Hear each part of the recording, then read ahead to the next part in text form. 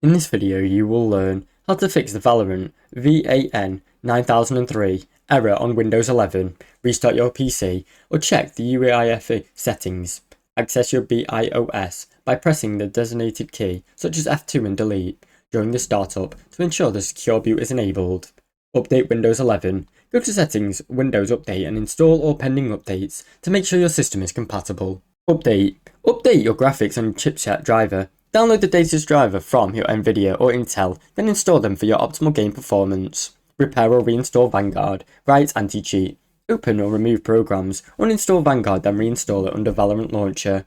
Check system file integrity. Open the command prompt and type admin, run, sfc, scan now to repair corrupted Windows file system. Run Valorant as administrator.